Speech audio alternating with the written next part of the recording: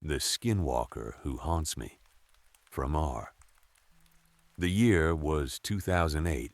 I was down on my luck after I found myself on the receiving end of company layoffs due to the recession. For the first time in 8 years, I was helplessly lost. The 26-year-old man who moved to Phoenix with the promises of becoming a household name in the real estate business was now a shell of his former self. Unemployed, not married, with only a 2-bedroom condo and a 1995 Toyota pickup truck to show for all my hard work. My dad had run out on my mom and I back when I was 6, so I have very few memories of him. My mom, now consumed by an alcohol-triggered early onset of Alzheimer's, was really the only family I had left, and hardly someone I could lean on in my times of trouble. Growing up, I had a proclivity towards the literature of Jack London and Hemingway, relating to them through their stories of men who had no home to which they could point their compass. I spent the next year working jobs from restaurants and bars to ranch hand. All the while, I was saving as much as I could for my escape to free living. This is where the second chapter of my life would begin. I had found buyers for my condo and car. I figured they would only tie me down and I could use the money for more essential items. I scoured Craigslist for supplies, buying a tent, sleeping bag, and other necessities like a buck knife and small camping equipment. I finally took the plunge and became a vagabond in December of 2009. From Phoenix, I set off north to Sedona. I hitchhiked my way up the 17, a bit off track pulling into Payson. My companion was a trucker running late for his delivery. We arrived early the next morning around 6 a.m. at a rest stop. I thanked my friend for the lift, setting off on foot onto the trails headed north to Sedona. That day was the first of many where I can say I truly felt at peace. That crisp mountain air combined with the scent of pine and spruce calls you back and makes you wonder what it was like for the pioneers first discovering the West. That night was particularly cold, temperatures dipping below 20 degrees. That whole night, I contemplated my decision to go rogue at the ripe age of 31.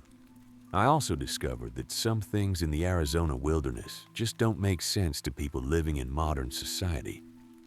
That night, time moved slower than usual, each minute seemingly taking hours, and the perception of reality became foggy, as if I'd already forgotten what it was like to sleep in a warm bed, enclosed by walls. All night I heard every twig crack, leaf rustle, and each beat of my heart. I woke the next morning to a cold breeze, instantly realizing that the rain guard for my tent had blown off. I located it, caught on the branch of a fallen tree about 50 feet from where I set up camp. Going over to retrieve it, I noticed human footprints in the soft earth. They weren't boot prints or resembling any footwear. Rather, whoever had made them was completely barefoot. I was in the middle of going back through where I'd walked the previous day into the campsite, knowing full well I never took my boots off until I got into my tent. When I remembered how cold it had gotten that night. Nobody could survive such a cold night without some type of protection from the elements. And I was left wondering what or who could have left these. Over the next 3 days, I continued north, following a map and sticking within a reasonable distance of the freeway to use as a barring. The second night, I treated myself to a can of SpaghettiOs next to a warm fire and settled in for the night. Sometime around 1 a.m., I woke to the sound of footsteps. Something was moving slowly as if it was trying to avoid detection. I sat there for a minute, wondering what or who it was, and what my next course of action would be.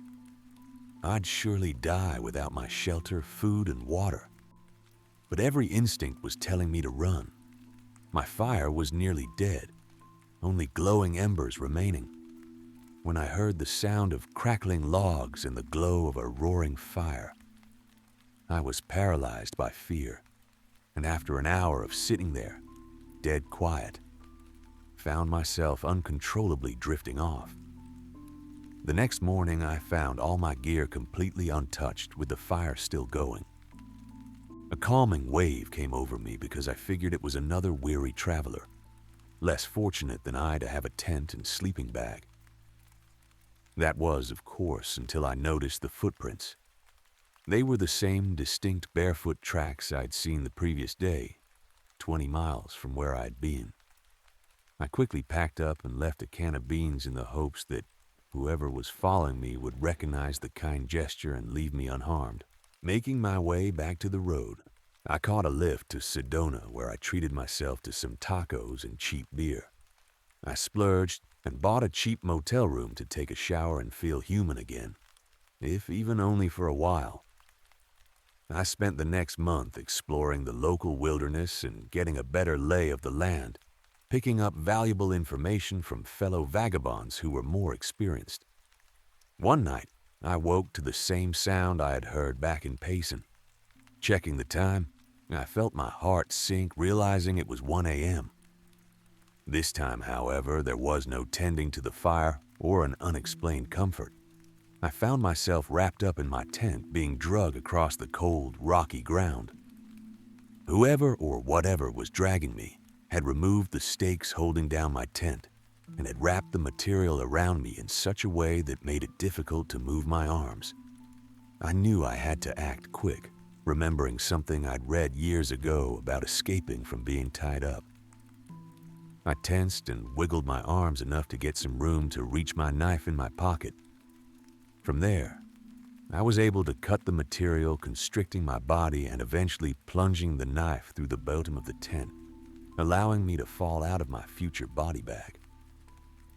I didn't look at who had taken me, running as fast as possible back towards the glow of my fire. I sat there for a minute listening for anything that resembled footsteps. Quickly packing up my gear, I noticed prints in the dirt in the direction in which I was dragged. This time, the only prints I saw were hoof prints, not those made by a horse or cow, but more resembling a goat. I decided to stand my ground until dawn, and let me tell you, it was the worst night I ever had. It's been years since this encounter, and I'm still on the trails, taking seasonal jobs in Northern California. I spend most of my nights at a local campground, within an earshot of other weary-eyed travelers like myself. Most evenings, we sit and talk about our lives and what led us to abandon normal society.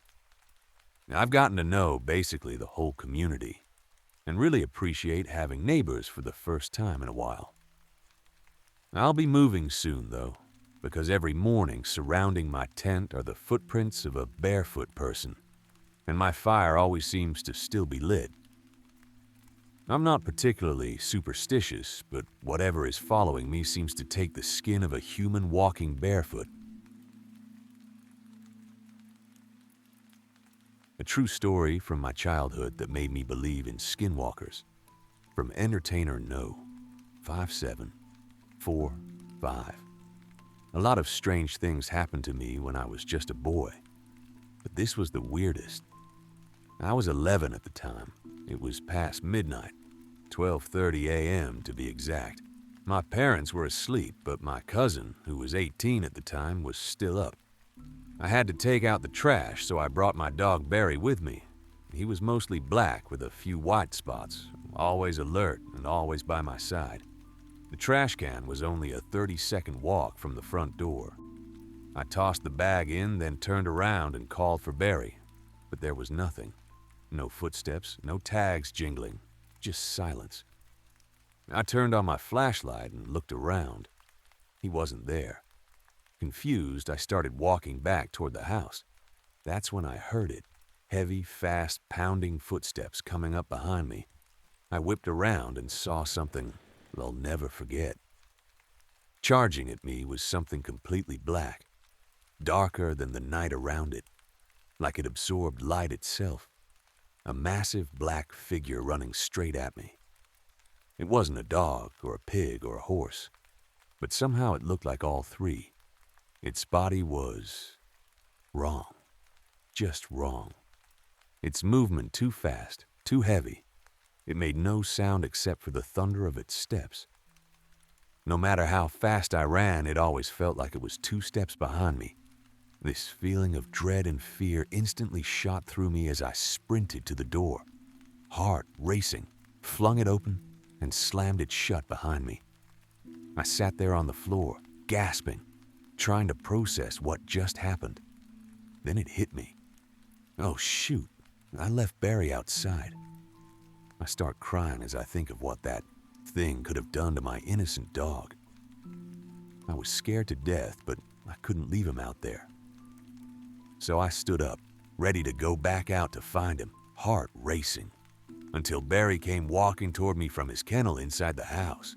Inside, calm and normal. He had never left the house. He was inside the whole time. Whatever I called to out there, it wasn't my dog. A true Skinwalker story. Brief intro, I am from the Navajo Reservation, so this story is a first-hand account when I was junior high. Names have been changed for privacy. My cousin Todd and my friend Jordan decided to sleep over on a weekend. My brother Sherman and I decided we would all sleep inside a tent just outside our house, in one area that was fairly dark and away from the porch light beam. The land was dark, with no moonlight, billions of stars shimmering in the sky, and the Milky Way as beautiful as ever. We stayed up late telling stories and jokes. I want to say it was around 1 to 2 a.m. when we were about to go to sleep. Next thing we knew, we hear a coyote, or what sounded like a howling dog of some sort, coming from south of our family's horse corral. We didn't mind it because there are usually strays or coyotes that roam around at night in search of food. But then, we hear something hitting the ground, like rocks, and 1 or 2 hit the tent. We get quiet and whisper to each other. Then we hear footsteps that seem not too far from the tent. We are armed with knives and flashlights as we decide to open the tent and see what it could be. Rocks are still flying. You can hear it hit nearby.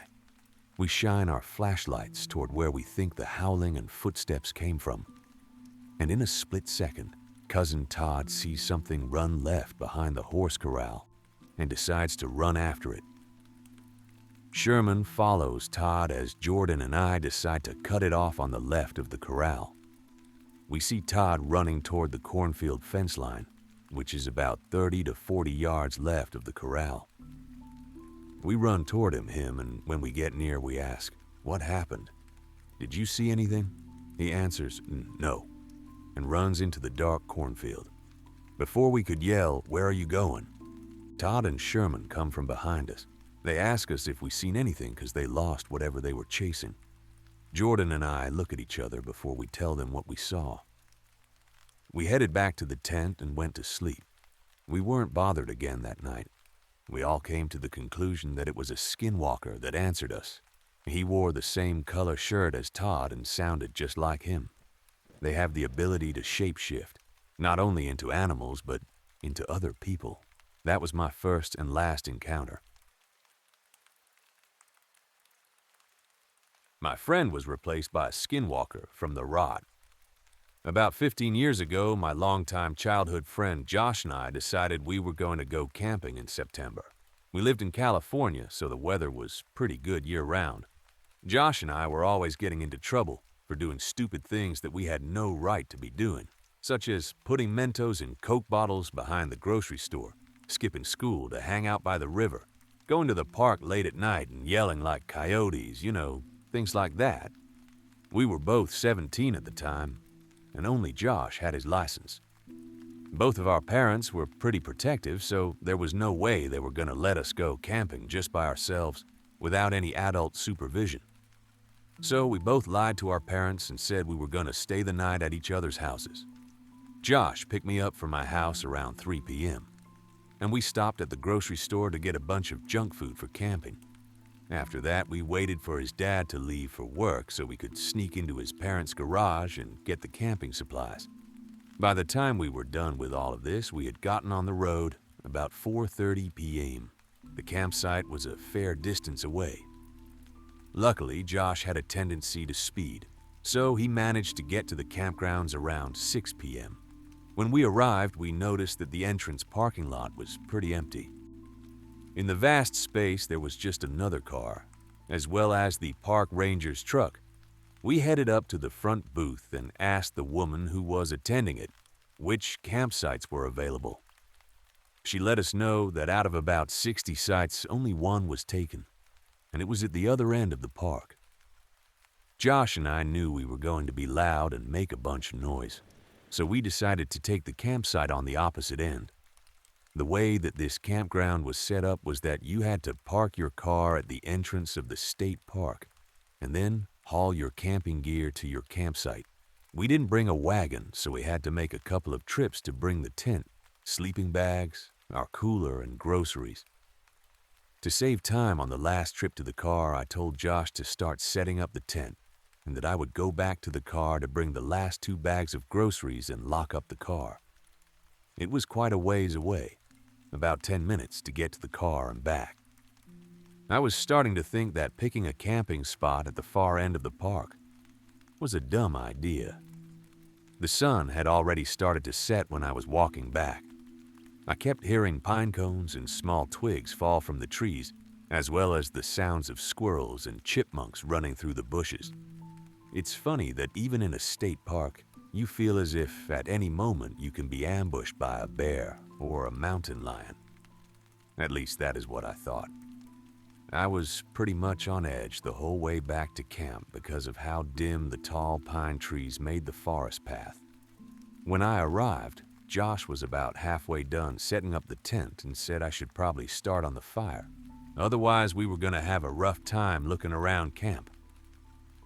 By the time he had got the tent set up and I had got the fire started, the sun had completely gone down, and now only our little campfire was lighting our surroundings. "Dude, I told you we were going to need flashlights," I said to Josh. "Well, I thought we were going to be able to bring our car to the campsite, so I didn't think it was going to take us until night to set up. My bad," he said.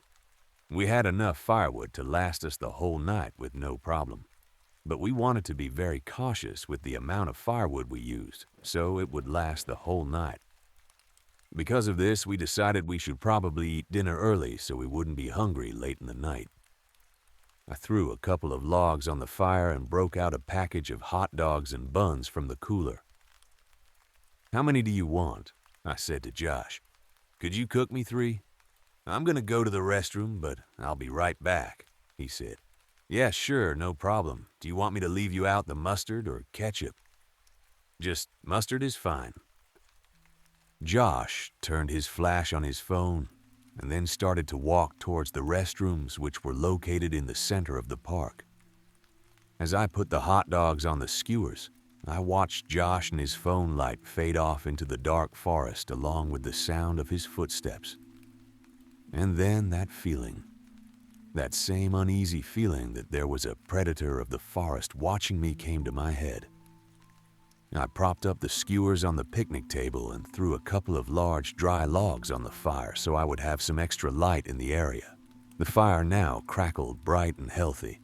I could see in all directions very clearly, and I started to feel a little safer and at ease. I continued to cook the hot dogs and prepared my food to eat.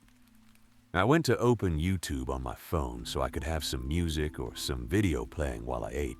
But up here in the mountains, there was no signal at all. So instead, I just ate along the sound of the fire roaring. After some time, I began to notice that Josh had been gone for quite a while now, which didn't worry me too much. I thought that he might have been going number 2. But his food was beginning to get cold. I was about to get ready to turn my phone flash on and start walking towards the restrooms to see what was taking him so long. Just then, he came walking back into camp from the silhouette of the forest. "Dude, you scared the crap out of me," I said, startled. "I didn't hear you or see your phone flashlight at all. Your hot dogs are on the picnic table, but they're probably cold and need to be heated up." He looked at the plate of hot dogs and then at me, and then at the plate of hot dogs again, and sat down at the other end of the table, away from his food. "Are you okay? Did you have hemorrhoids or something?" I joked. He didn't say anything. He just looked into the fire. "Okay, weirdo. Well, I'm gonna go use the restroom, but I'll be back in a bit." "Sleep," he said. "What, it's only like 9:30. "Sleep," he said again, this time more forcefully. "Dude, shut up and eat your hot dogs and stop being weird." He stood up from the bench and walked inside of the tent. I heard some rustling, and then it stopped abruptly. Assuming he was trying to play some kind of a weird act or joke, I turned the flash on my phone and started walking towards the restrooms. It was very hard to see any path or trail, just a faint yellow light in the distance from the street light in the parking lot entrance. I felt I was about halfway there when I tripped over a log and dropped my phone. "Fuck," I said under my breath. I started to feel around the ground blindly searching for my phone. My hands were scraping around all of the dried pine needles and dirt in an outwards fanning motion until finally my hand met something warm. I thought it was a skunk or a possum, so I flinched back and stood still, trying to force my eyes to adjust to what was around me. I could faintly see a small white light on the ground to my left. It was coming from my phone, being camera side down in a bed of pine needles. I picked it up and looked around where I'd fallen. What I thought was a small woodland creature was actually the arm of my friend Josh. Attached to it was a lifeless body on the ground of pine needles, his empty, lifeless eyes staring at me. His stomach and his intestines had been completely eviscerated from his body, along with the rest of his organs. I could see his spine and his ribs, nothing else. I instantly thought he had been attacked by a mountain lion. But even then, who the hell? Or what the hell was in the tent back at the campsite? My head was spinning. It suddenly felt like I had electricity running down my neck. I felt nauseous and sick, like I was about to throw up and faint at the same time. There was such a loud ringing in my ears, but I was still able to hear a voice in my head saying, "Run, get out of there, run, move, come on, run, get out of there, move," over and over again. It seemed like I would never become unfrozen. Thankfully, my body automatically did a 180 and I started running towards the entrance parking lot. Josh's car keys bounced erratically in my pants pocket, and I had a death grip on my phone. I was running so fast through the forest that all I could hear was the screaming of the wind in my ears. "Run, get out of there, run, move, come on, run, get out of there, move." I kept hearing it over and over in my head, knowing that if I stopped, I could end up like Josh. I felt every creature in the forest watching me, like the earth beneath me was trying to swallow me whole. Every tree was trying to block me. The forest had now turned into my enemy. For a moment, I thought I was going to lose my mind until at last I'd reached the edge of the parking lot. I ran down the gravel road and all the way up to Josh's car. I got in lightning fast, locked the door, quickly started the car, and floored it. As I was nearing the exit, I noticed the park ranger's truck was gone and that the lady who had been attending the entrance booth had left for the night. I turned on the main road and tried calling 911 from my phone, but there was absolutely no signal. I drove about 25 minutes to get to the nearest gas station and parked my deceased friend's car right up to the entrance. Once I ran inside, I told the cashier I needed to use their landline phone to call the cops. When the police had got there, I gave them my story. They thought I was just some dumb kid who was acting out and gave me a breathalyzer test, which I passed. It was concerning to them that I was driving Josh's car this far away from home without Josh and saw that I had a state park pass on the dashboard. Because of this, they did send a couple of cars up to the park to look for Josh. When they got to the park, they looked around for a body or signs of a struggle or someone in the tent. There was nothing. They questioned the other campers that had been on the other side of the park, whether they had heard anything that night. whether they heard fighting or gunshots, and they said no. They soon had bloodhounds search the area, and no one and no animal could find a trace of Josh. He was just gone. My childhood friend of 10 years was taken by something that night, and I will never know what the hell it was. To this day, whenever I am driving on the road and I pass by a dense collection of trees, that feeling of being watched comes back to me. But it is not bears or mountain lions that I am afraid of anymore.